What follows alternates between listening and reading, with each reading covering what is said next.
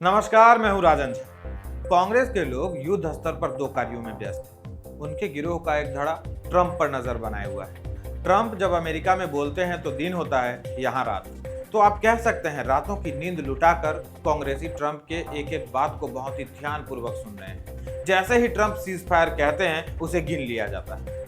गिनती 14 तक पहुंच चुकी है। राजनीतिक विशेषज्ञ इसे बिहार चुनाव से जोड़कर देख रहे हैं और उनका मानना है कि बिहार में 100 सीटें जीतने के लिए ट्रंप का कम से कम 50 बार सीज फायर बोलना आवश्यक है, क्योंकि ट्रंप के बयान से हमारे देश को फर्क पड़े न पड़े, बिहारियों को पड़ता है।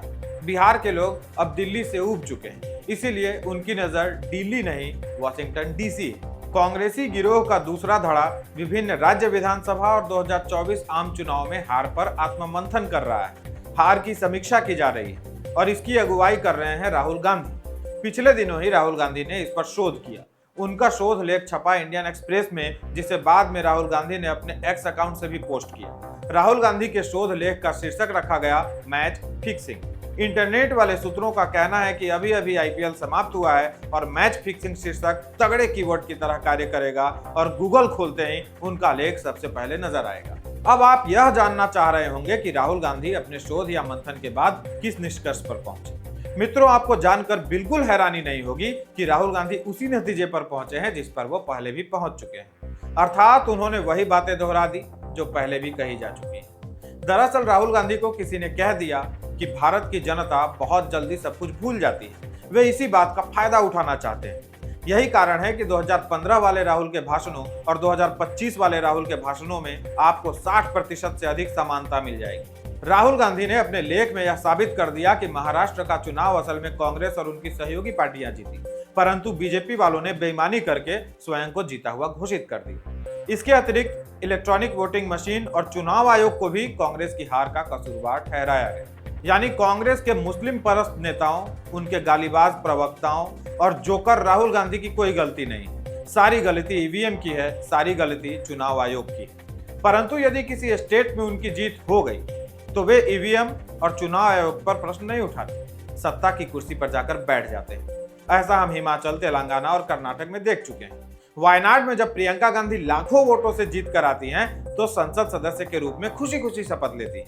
वही राहुल गांधी और उनके कांग्रेसी चम्मच इस बात का जश्न मना रहे होते हैं कि उनकी दीदी लाखों वोटों से जीतकर संसद पहुंच गई। उस समय वे संभवतः भूल जाते हैं कि दीदी ने जो चुनाव लड़ा वो ईवीएम से ही कराया गया था और उस चुनाव को भी इलेक्शन कमीशन ऑफ इंडिया ने ही कराया था। राहुल गांधी अमेठी से सांसद, वहां भी चुनाव ईवीएम से ही कराए गए थे और इसी चुनाव आयोग ने कराए थे।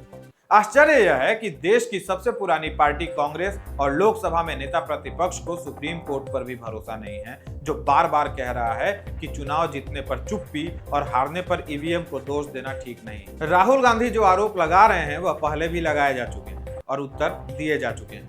उपाय यही है कि राहुल गांधी जितनी बार झूठ बोले उतनी बार उनके धागे खोल दिए जाए।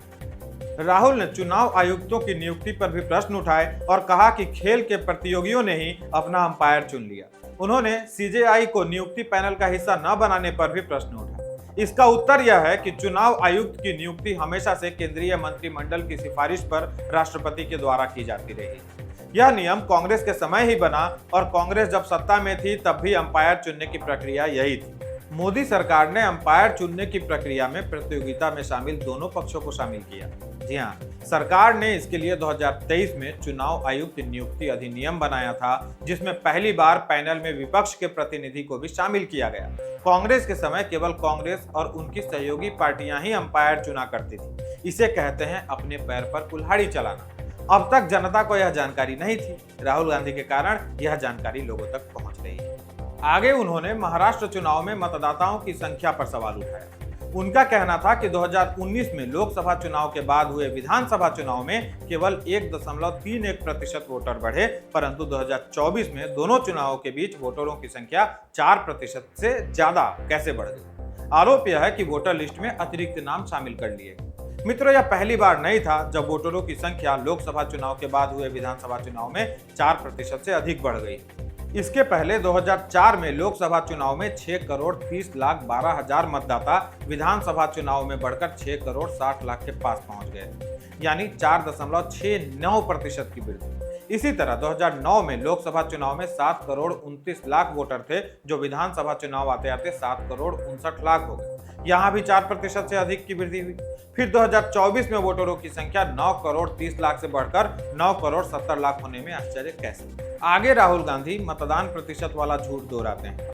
उनके अनुसार शाम 5 बजे तक मतदान प्रतिशत 58.22 था, जो मतदान बंद होने के बाद भी लगातार बढ़ता गया। मित्रों, 5 बजे मतदाताओं की नई लाइन लगना बंद होती है, लेकिन जितने लोग लाइन में लग चुके हैं उन्हें वोट डालने दिए जाते हैं। कई बार तो चुनाव आयोग ने वोटिंग का समय बढ़ाया भी है और लोग रात तक वोट डालते हैं। ऐसे में अंतिम आंकड़े 5 बजे के आंकड़ों से हमेशा अधिक होंगे, इसमें कोई आश्चर्य नहीं होना चाहिए। हमें यह नहीं भूलना चाहिए कि अनेक लोग शाम के समय वोट देने के लिए निकलते हैं। राहुल गांधी कह रहे हैं कि मतदान केंद्र पर लंबी लंबी कतारें नहीं लगी, फिर मतदान प्रतिशत इतना कैसे बढ़ गया।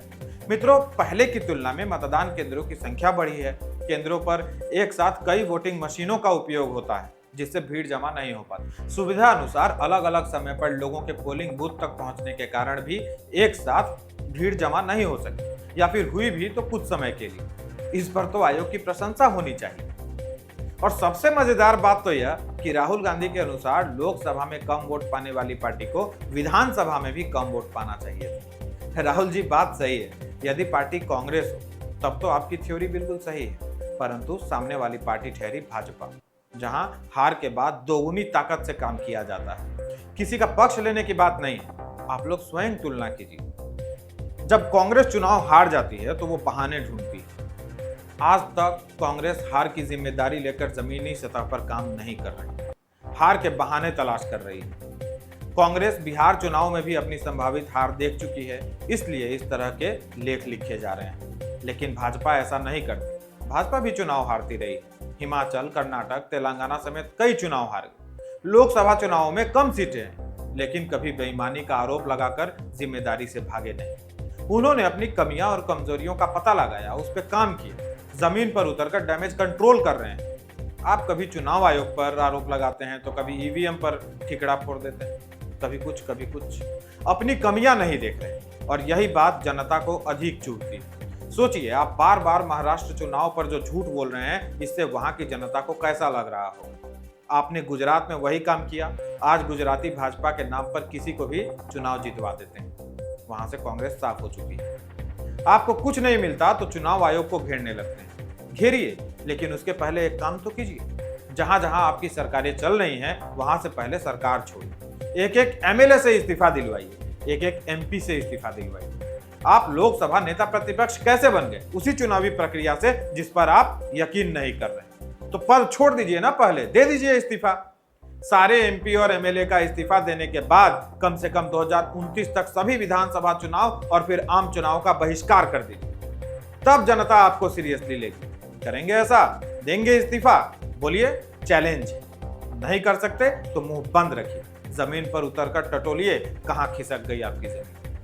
मित्रों, राहुल गांधी ने अपने लेख में केवल निराधार बातें की हैं, जिसका जवाब पहले भी दिया जा चुका है। लेकिन हर चुनाव से पहले और हर चुनाव के बाद वो इसी तरह का झूठ फैलाते हैं, प्रपंच करते हैं, परंतु यह स्वीकार नहीं कर पाते कि उनको देश की जनता ने रिजेक्ट कर दिया है। और एक रिजेक्टेड माल बार बार नया कहकर लॉन्च कर दिया जाता है। जब लोग स्वीकार नहीं करते तो कहते हैं मार्केट सिस्टम ही खराब है। वैसे मार्केट सिस्टम तो अपना भी खराब है, परंतु इस पर कभी और बात रखूंगा।